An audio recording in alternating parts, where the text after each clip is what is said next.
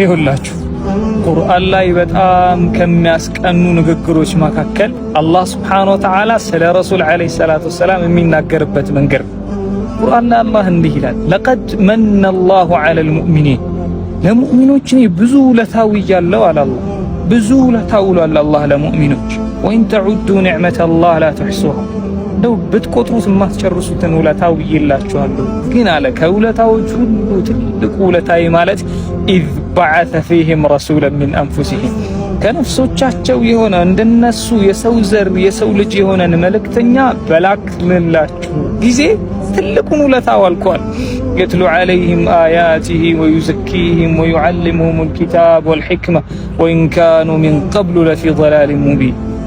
ረሱል ዐለይሂ ሰላቱ ወሰላም ማለት አለ አላህ ለሙእሚኖች የኔ ውለታ ናቸው። ቢአቢ አንተ ወኡሚ ያ ረሱለላህ